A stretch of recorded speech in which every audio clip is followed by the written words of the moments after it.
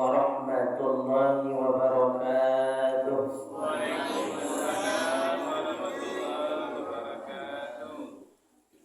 Alhamdulillah, alhamdulillahillazi ahyana ba'dama amatana wa ilaihin nusur.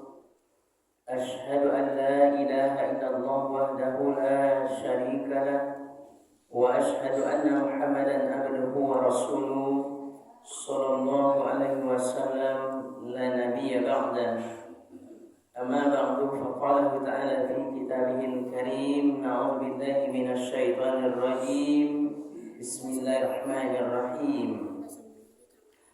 Alladzina amanu wa hajaru wa jahadu fi sabilillahi bi amwalihim wa anfusihim a'zamu darajatan indallah wa ulaika humul faizun. Shadaqallahul azim. Al-Quran surah yang ke-9 ayat yang ke-20. Kita berlindung kepada Allah dari godaan syaitan yang terkutuk dengan menyebut nama Allah yang Maha Pengasih lagi Maha Penyayang. Alladzina amanu wa hajaru wa jahadu fi sabilillah.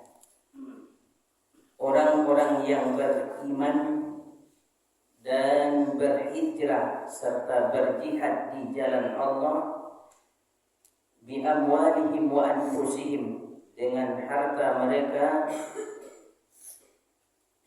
dan dengan diri mereka sendiri, adalah lebih tinggi derajatnya di sisi Allah, dan itulah orang-orang yang mendapat kemenangan. Shadaqallahul azim. Bapak pengurus Masjid Iman yang sama-sama kita hormati, bapak-bapak, ibu-ibu, kaum muslimin dan muslimat, jamaah subuh rahimakumullah, dan teristimewa kepada anak-anak kami yang kami banggakan. Subuh-subuh layaku.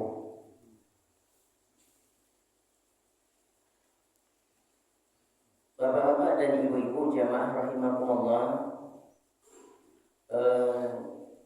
di dalam Al-Quran surah At-Taubah ayat yang ke-20 tadi, Allah bercerita tentang peristiwa hijrah.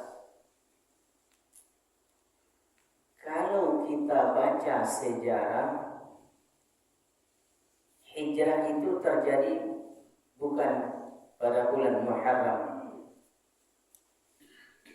Hijrah itu terjadi pada tanggal 30 Syawal, dan Rasulullah sampai di Madinah itu pada tanggal 12 Rabiul Awal. Ya, akan tetapi kemarin sudah Bapak sampaikan bahwa ada sahabat-sahabat yang hebat ketika itu. Umar bin Khattab, Utsman bin Affan, Ali bin Abi Thalib, bahwa tak kala memilih perhitungan penanggalan tahun baru, maka diawalilah dengan peristiwa hijrahnya Rasulullah dari Mekah ke Madinah itu.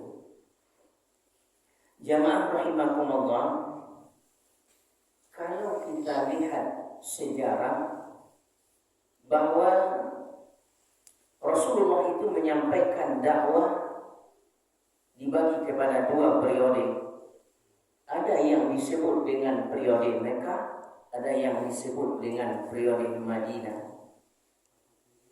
Kurang dari 13 tahun Rasulullah berdakwah di Mekah itu adalah cerita tentang persoalan iman, persoalan akidah, persoalan keyakinan kepada Allah Subhanahu wa taala. Karena Nabi ku berdakwah ada di Mekah, ada di Madinah. Jamaah rahimakumullah, ayat yang turun kepada Rasulullah itu kan sekitar 22 tahun 2 bulan 22 hari yang kurang dari 23 tahun. Selama 23 tahun itu 13 tahun di Mekah itu berbicara tentang akidah saja, tentang keimanan kepada Allah Subhanahu wa taala. Sehingga di dalam sejarah diceritakan 3 tahun Nabi Muhammad sallallahu alaihi wasallam berdakwah, dia tidak dapat pengikut tidak lebih dari 11 orang. Ibu selalu pada awal apa ibu sampai orang pengikutnya. Tapi ketika dakwah sudah dimulai secara terang-terangan, kalau dahulu kan ayat Quran serupa ini gitu. Di masjid awal sudah diletakkan di tempat yang tinggi. Kalau jamaah ingin baca, silakan diambil. Kalau dahulu hanya di hati Muhammad, di dalam hati Muhammad. Sahabat-sahabat yang dekat dan meyakini kebenaran Islam itu hanya datang mendak-mendak sembunyi-sembunyi ke rumah Nabi Muhammad pukul 2 pagi, pukul 3. Begitu dia. Ini kok dibuat ceramah pukul 2 pagi, kira-kira berapa ibu? Boleh seorang aja. Atau mungkin ajaran baru gini pukul 3 ini ceramah. Tapi begitulah jamaah rahimakumullah, ketika datang perintah fasda' bima tu'marun wa a'rid 'anil musyrikin, Muhammad sampaikan agama ini secara terang-terangan dan berpalinglah kamu dari orang-orang musyrik. Mulai Nabi Muhammad secara terang-terangan sedikit demi sedikit tambah pengikut. Ketika pengikut bertambah-tambah, Bapak dan Ibu jamaah rahimakumullah, semakin bertambah pula serangan dari orang-orang yang tidak senang dengan Islam, terutama orang-orang Yahudi dan Nasrani. Akhirnya jamaah rahimakumullah, ketika Nabi Muhammad dan para sahabat-sahabatnya sudah semakin agak banyak pengikut Islam ini, orang-orang kafir Quraisy itu melakukan pertemuan di suatu tempat namanya Darun Najwa. Darun itu rumah, Najwa itu balai pemuda ini kok, atau mungkin sampai pos kamling. Dilakukan pertemuan oleh Abu Jahal, Abu Lahab dan orang-orang yang tidak senang dengan dakwah Nabi Muhammad SAW. Lalu apa yang terjadi jemaah rahimahumullah? Ketika hadir ketika itu dilakukanlah rencananya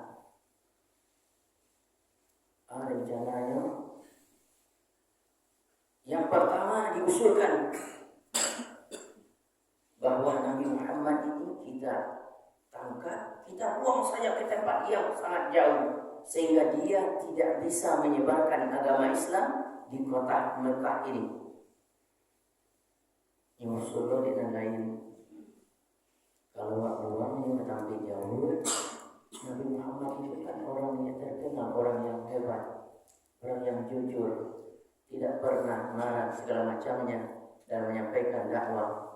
Bahkan kepada musuh pun dia berbuat baik. Banyak lo pengikut di situ eko, serang awak di situ, gagal lo. Ada beberapa usul yang dilakukan ketika itu sampai terakhir bahwa Rasulullah dibunuh. Diambil dari suku yang ada di kota Mekah ketika itu, kecuali dari Bani Hashim, maka diambillah satu-satu pemuda untuk membunuh Nabi Muhammad SAW.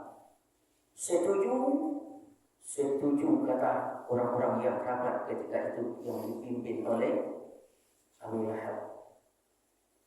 Jamaah rahimakumullah, ketika itu sesudah rapat pertemuan tersebut ada keputusan yang diambil bahwa eksekusinya kita lakukan secepat mungkin. Kapan dilakukan? Siangnya dia melakukan pertemuan, malamnya dia akan melakukan eksekusi untuk membunuh Nabi Muhammad SAW. Jamaah rahimakumullah, akhirnya Nabi Muhammad diberitahu oleh malaikat Jibril. Siapa yang beritahu? Malaikat Jibril. Maka pergilah Nabi Muhammad ke rumah Abu Bakar Siddiq. Dikatakan oleh Nabi Muhammad kepada Abu Bakar Siddiq, wahai Abu Bakar, besok malam kita akan melakukan hijrah. Kemana wahai Rasulullah? Ke negeri Yasrib. Kenapa kita hijrah ya Rasulullah? Tidak ada lagi kesempatan bahwa nanti malam akan ada pembunuhan dan yang akan dibunuh itu adalah saya sendiri. Engkau tahunya dari mana ya Rasulullah? Saban takut Nabi Muhammad mau ambo kecil Abu Bakar, kecil Nabi Muhammad. Ya kecil Nabi Muhammad ke Abu Bakar Siddiq nyewe ambo. Alis anyo besok nanti malam orang-orang kafir Quraisy akan membunuh ambo supaya ajaran Islam tidak lagi bisa berkembang. Jamaah rahimakumullah, setelah dilakukan kesepakatan itu dan dia telah berencana, lalu ada di dalam sejarah diceritakan yang ada di rumah Nabi Muhammad ketika itu adalah Nabi Muhammad dan Ali bin Abi Thalib. Ada juga pendapat yang menyatakan Abu Bakar sendiri. Tapi ada pendapat yang menyatakan ketika itu Abu Bakar berada di rumahnya. Jamaah rahimakumullah, lalu ketika rumah dikepung oleh orang-orang kafir Quraisy dan kampung rumah tua, lalu kira-kira mungkin sesudah isya, ketika Rasulullah akan keluar dari rumah tersebut, maka terjadilah keajaiban yang Allah sebut di dalam surah Yasin ayat yang ke-9 itu. Surah Yasin, surah kepada ibu-ibu. Ya, وَجَعَلْنَا مِنْ بَيْنِ أَيْدِيهِمْ سَدًّا وَمِنْ خَلْفِهِمْ سَدًّا فَأَغْشَيْنَاهُمْ فَهُمْ لَا يُبْصِرُونَ. Kata Allah, sesungguhnya Allah menjadikan di belakang mereka itu dinding dan di depan mereka itu dinding, sehingga mereka tidak melihat. Ketika Nabi Muhammad berjalan dengan Abu Bakar Siddiq untuk melakukan melakukan hijrah tersebut. Itu ayatnya. Waj'alna min baini aydihim saddan wa min khalfihim saddan fa'awshaynahum fahum la yubsirun. Ayatnya dibaca oleh Rasulullah ketika keluar dari rumah tersebut, sehingga ketika itu orang-orang Quraisy itu seolah-olah terpana saja tanganmu senyum. Hipnotis. Tapi jangan ibu baca dulu, ibu kok marah-marah ya bapak tuan. Kalian baca ayat Quran. Waj'alna min baini aydihim sadda wa min khalfihim sadda fa'awshaynahum fahum la yubsirun. Ibu ambil listrik. Baca itu jangan ada ya Pak. Ya, Bapak marah-marah dan baca ayat itu.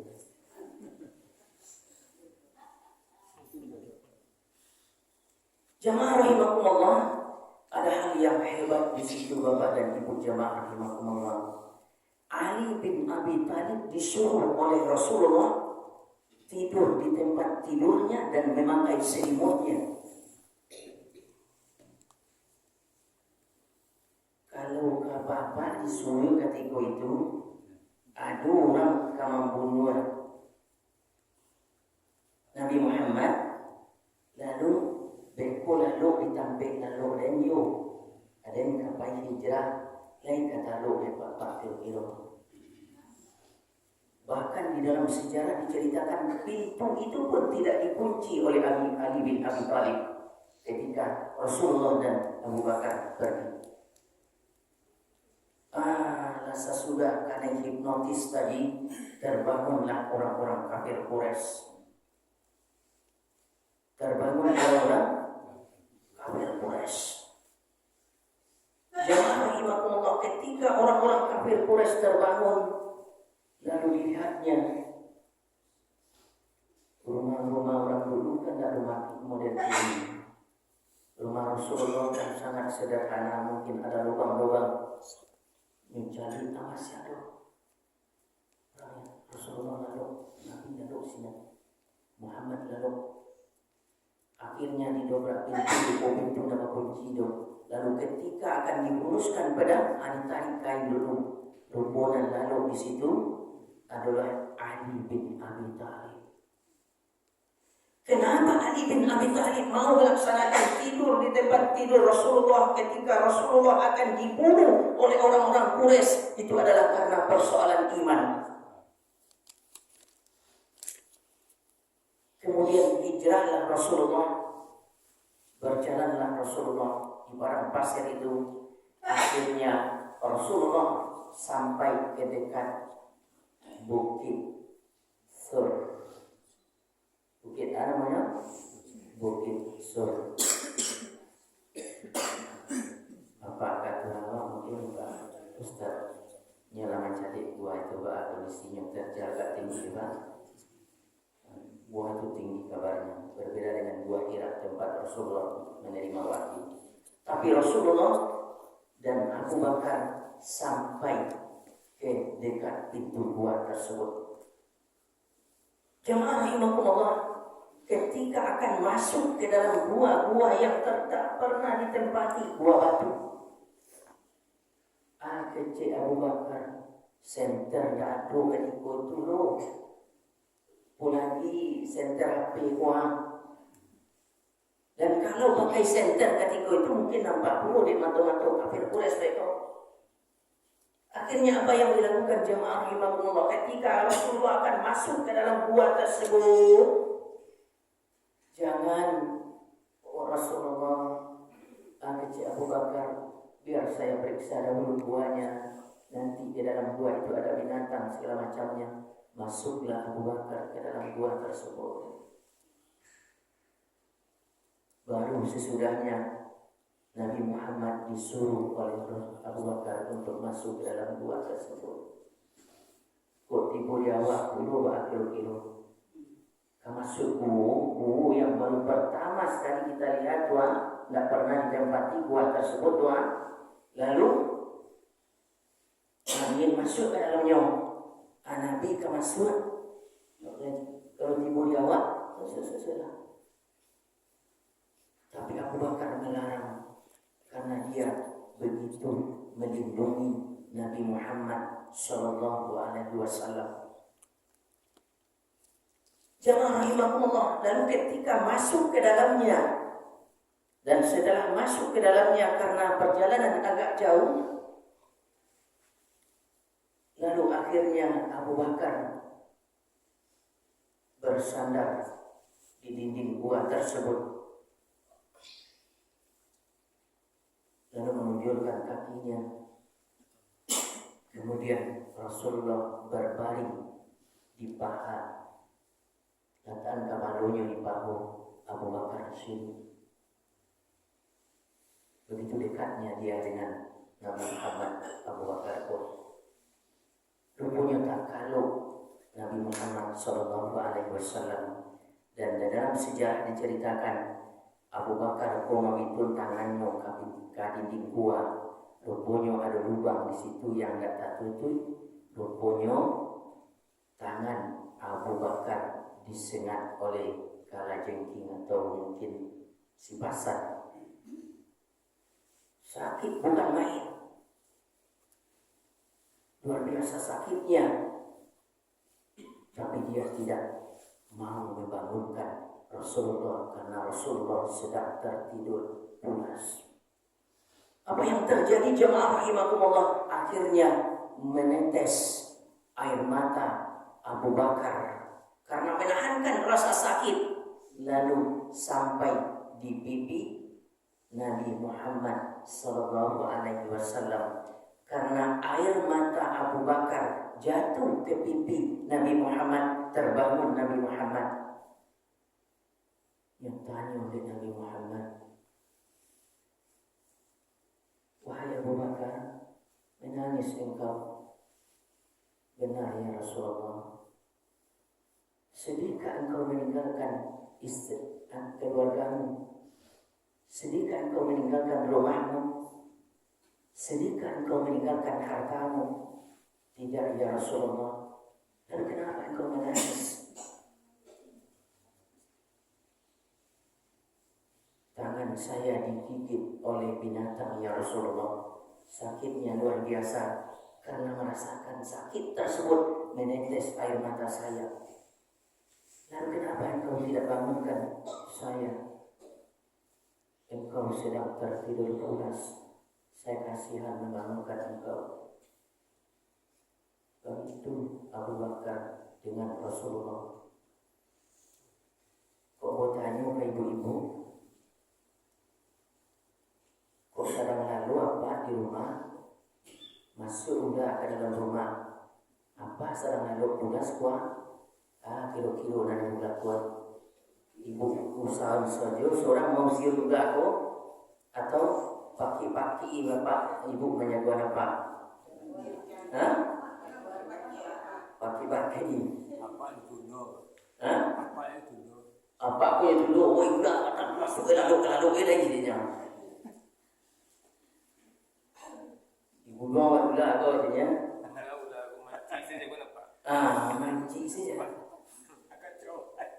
Begitu dia hebatnya dengan Rasulullah. Dan namun menjaga Rasulullah. Luar biasa sakitnya kata ibu. Lah pernah bapak dari ibu di sipasan kok. Hah? Alulai. Ku alur. Awek ku sesudah sholat subuh ku sekitar jam 9. Sampai ketampe orang menjualkan nirwana tu lah. Kayu bani sipasan dan wikus tu akan pini ketiak ibu ku. Aduh orang biasa sipasan itu ibu bani dan agak merah tu. Ibu kapi ini ketiak ibu ku.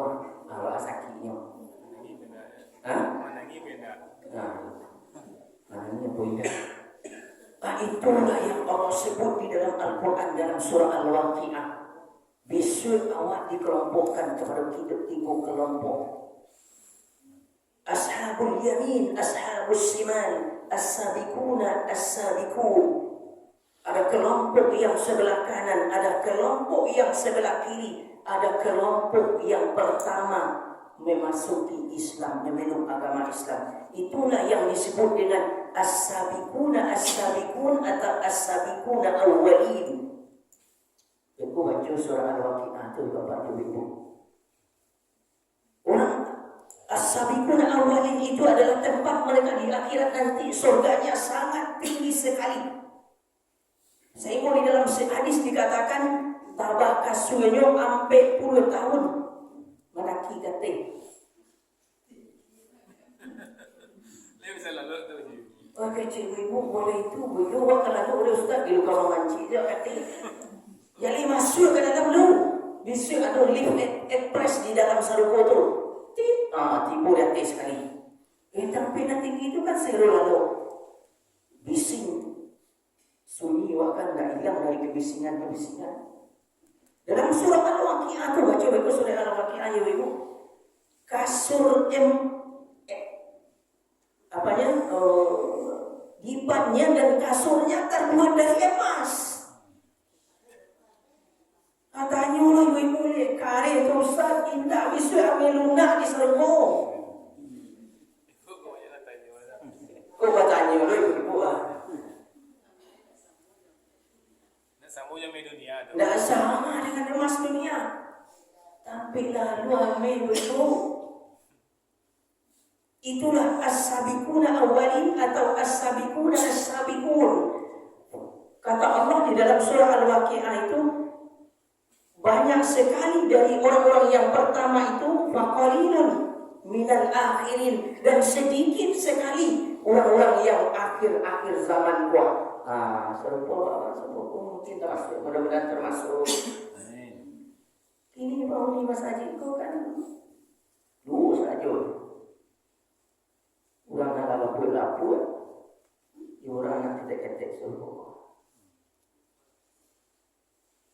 Nah, bau-bau tarason, bau-bau prester, bau-bau minyak angin, itu nanti bawa ke masjid. Dan duduk menjunjut. Nah, mau minyak wangi nanti boleh. Itu juga ada orang sampai Ustaz. Jadi bapak jadi ibu, bapak dan ibu kuah duduk dalam pensiun-pensiun. Kau jangan ditinggal-tinggal di masjid kau lain. Kau nanti coba gak sekali bapak jadi ibu. Dalam hadis ada dikatakan siapa yang sholat berjamaah selama 40 hari. Indah talambe takbiratul ihram selama 40 hari. Maka Allah hilangkan darinya 2 sifat. Terbebas dari api neraka dan terbebas dari sifat kemunafikan. Coba sekali bapak ibu. Jemaah rahimakumullah, ini kita lanjutkan. Ada sekitar 3 hari 3 malam Rasulullah berada di gua Sur tersebut dengan Abu Bakar Siddiq. 3 hari 3 malam di dalam gua. Itu apa hari? Siapa yang menyiapkan makan? Itulah putri Abu Bakar yang bernama Asma. Siapa namanya? Asma. Pakai Hamzah, gak panjang sabu itu. Kalau Asma itu penyakit itu. Tapi Asma binti Abu Bakar. Asma anak Abu Bakar. Siapa yang mengantarkan makanan untuk Rasulullah? Dialah Abdullah bin Abu Bakar, anak Abu Bakar juga. Karena itu nanti di akhirat itu dikatakan di dalam hadis Rasulullah bahwa nanti setiap orang itu, orang-orang yang baik, orang-orang yang beramal soleh di dunia ini nanti akan dipanggil di akhirat itu masuk surga melalui pintu sesuai amal kebaikan yang dia kerjakan, kecuali Abu Bakar Siddiq. Karena dia nanti akan dipanggil oleh setiap pintu. Seluruh pintu kalau ada di surga itu, kalau ada 9 pintu, kalau ada 8 pintu di surga itu nanti, setiap pintu akan memanggil dia untuk masuk ke dalam surga. Begitu pengorbanan yang dilakukan oleh Abu Bakar Siddiq. Jamaah rahimahullah. Lalu kan di padang pasir kan. Sesudah 3 malam Rasulullah keluar lagi dari gua Sur tadi. Lalu dia melakukan perjalanan ke Madinah atau ke Yasrib itu. Akhirnya Rasulullah sampai pula di suatu tempat yang bernama Kuba. Di tempat itu Rasulullah mendirikan masjid. Sebuah masjid yang pertama yang didirikan oleh Rasulullah dan Abu Bakar Siddiq yang bernama Masjid Kuba atau Masjid Ula. Masjid yang pertama. Bapak ibu nala umroh atau baik ke situ kalau salah. Ya ibu, alah mencari ibu masjid itu. Alah, lah sholat ibu di situ. Siapa yang sholat di masjid itu, kata hadis Rasulullah, samolah dengan pahala umrohnya dapat. Wala kehebatnya pahala ibu nala bapak yang nala umroh.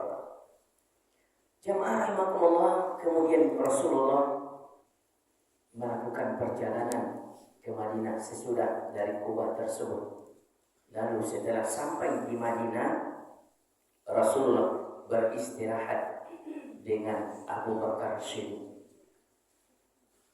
Rupa orang Madinah tu itu sangat eloknya. Orang-orang Ansor namanya, orang yang hijrah, orang-orang yang muhajirin, orang-orang yang hijrah, orang-orang yang menunggu di Madinah, orang-orang Ansor nyosangi elok ke orang-orang muhajirin kau. Pak, rumah bo tiga kamarnya. Apa kaidah di apa sakamar atau dua kalau apa para dua. Pak, bini ambo ada tiga. Kalau apa para dua ini karena bini apa tak baik kemari do, ambo caren surang lah habis masuk idah kau bini dapat nama yang lancar. Ambo abin abi masuk idahnya nikah lah pak yo istri ambo tu. Awara kayak itu orang Madinah tu, orang Madinah tu. Jemaah memang tidak berubah saat sesudahnya Rasulullah juga mendirikan masjid. Namanya masjid hari ini masjid. Kalau yang pertama tadi lah sampai di Madinah, Masjid Nabawi. Apakah umrah, apakah haji, lah solat di masjid itu. Yang haji ada solat arba'in namanya. Hampir punya waktu selama 8 hari berjamaah di situ. Masjid Nabawi. Siapa yang mendirikan masjid tersebut? Rasulullah dan Abu Bakar Siddiq. Lalu menentukan tanah untuk membangun masjid tersebut, kata Rasulullah ke Abu Bakar Siddiq, lepaskan onta saya. Nanti di mana onta saya berhenti, disitulah kita akan bangun masjid. Rupanya berhentilah onta Rasulullah di tanah anak yatim. Setelah ditemui orang-orang yang mengasuh anak yatim dibelilah oleh Abu Bakar. Abu Bakar punya tabungan emas. Seluruh tabungannya itu nyobau. Karena nyondak tegah nanti ketika hijrah Rasulullah sedih karena dah ada binti di Madinah dulu. Nyobau seluruh tabungannya oleh Abu Bakar sedih. Begitulah pengorbanan Abu Bakar. Jemaah rahimahullah. Kemudian setelah ditebus kepada anak yatim, dibangun masjid oleh Rasulullah dan Abu Bakar Siddiq. Kembali sedikit kita kepada cerita Muharram. Hari ini kita sudah berada pada tanggal berapa Nana? Muharram.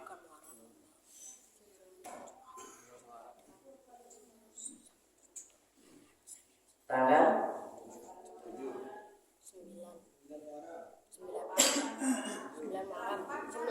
9. Kau udah metong itu? Ada yang menjawabekuat kisah dia yang buat ada berarti menjawab Pak. Tanggal 8 Muharram betul yang dijawab oleh ibu-ibu. Saya lagi dia Pak. 8 Muharram 1446 Hijriah. Ketika kita mendengar ada hari Asyura 10 Muharram. Di 10 Muharram itu ada peristiwa-peristiwa hebat yang terjadi. Taubatnya Nabi Adam diterima oleh Allah tanggal 10 Muharram. Tanggal 10 Muharram. Ada suruh Nabi Adam memakan buah khuldi ketika ditempatkan di surga. Allah berkata kepada Nabi Adam, wahai Adam, tinggallah kamu di surga ini dengan istrimu dan jangan dekati pohon khuldi tersebut. Malaikat saya boleh dong. Tapi oleh Nabi Adam dimakannya buah khuldi tersebut. Akhirnya Nabi Adam terusir dari surga. Lalu dia bertobat kepada Allah. Taubatnya, Rabbana zalamna anfusana wa illam taghfir lana wa tarhamna lanakunanna minal khasirin. Itu yang diulang-ulang oleh Nabi Adam alaihissalam, membacanya selama 40 hari. Diulang-ulang oleh Nabi Adam alaihissalam, membaca itu terus-menerus dibaca oleh Nabi Adam. Dalam sejarah diceritakan bahwa seketika Nabi Adam sudah melakukan perbuatan dosa tersebut, dia tidak pernah meminta madokan ini dia doang mana guru sejalan ini. Orang ini bapak ibu aduh berbuat salah, perbuatan dosa besar yang dia lakukan, alhamdulillah muncul. Aduh hebat. Tidak muncul. Nabi Adam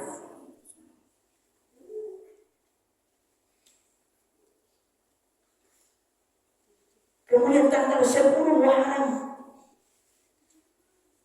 Allah selamatkan Nabi Yunus yang ditelan oleh ikan Nun namanya. Dia makan ikan tua. Allah perintahkan kan ketika kapal itu juga oleng juga. Akhirnya undiannya sampai di Nabi Yunus. Akhirnya Nabi Yunus dilempar ke lautan. Allah perintahkan ke ikan Nun, wahai ikan Nun, telan Nabi Yunus tuh, telan saja, jangan kau punya. Ya telan, yang berada dalam perut ikan. Dalam Al-Quran diceritakan 3 kegelapan dalam nawi bapak ibu.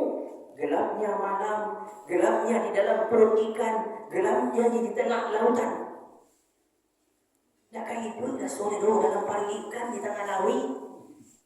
Tanggal 10 Muharram itu sakit pari ikan kuat. Maka cari apotik di tengah nawi. Dalam nawi tidak ada apotik kita. Amuntan saya dimuntahkan di pinggir laut oleh ikan Nun tanggal 10 Muharram loh. Tanggal 10 Muharram pula Nabi Musa alaihissalam diselamatkan di Lautan Merah ketika dikejar oleh Fir'aun dan bala tentaranya. Ketika Nabi Musa sudah tidak bisa lagi di depan lautan, di belakang musuh, Allah perintahkan lemparkan tongkatmu. Tongkat itu membelah lautan, membuat jembatan.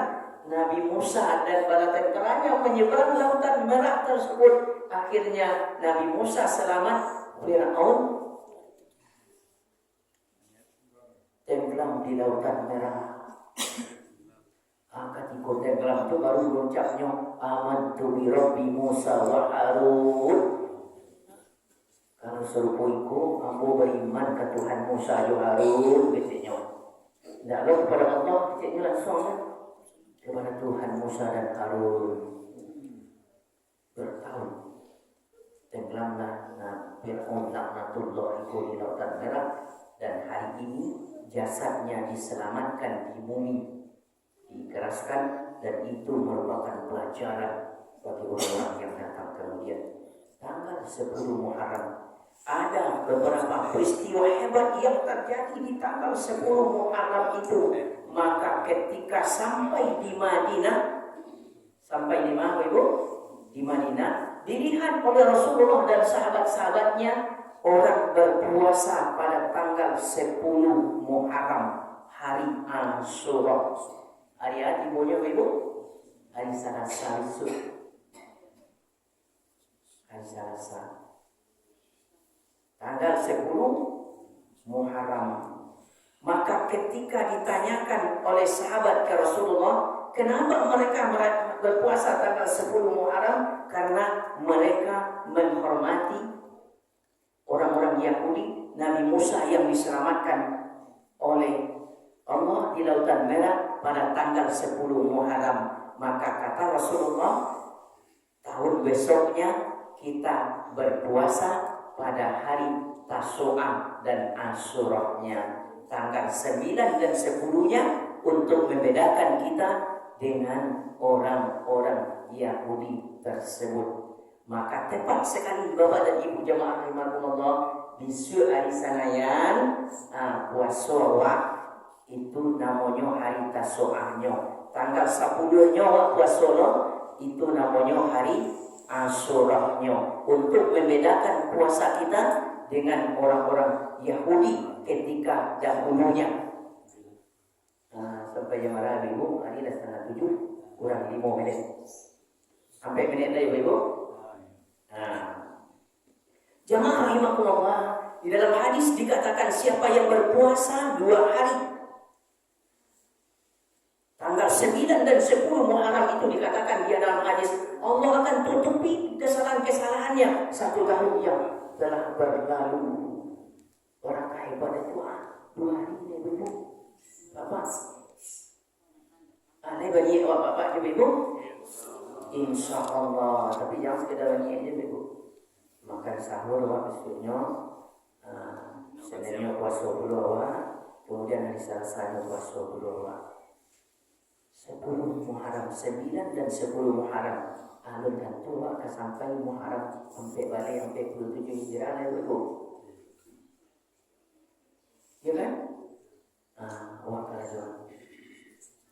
Mudah-mudahan dapat termasuk as-sabiquna awalin itu wa qalilun minal akhirin insyaallah.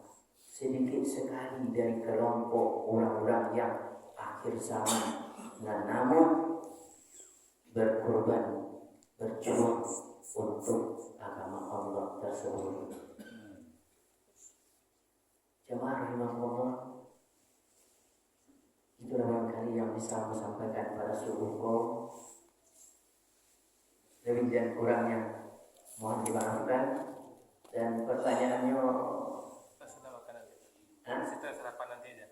Kita sarapan dulu, sarapan baru dari awak terpilih Bapak Ibu. Itulah mungkin yang bisa saya sampaikan di dalam kesempatan yang subuh kali ini. Mudah-mudahan ada manfaat bagi kita semua. Lebih dan kurangnya mohon maaf. Billahi taufiq wal hidayah. Wassalamualaikum warahmatullahi wabarakatuh.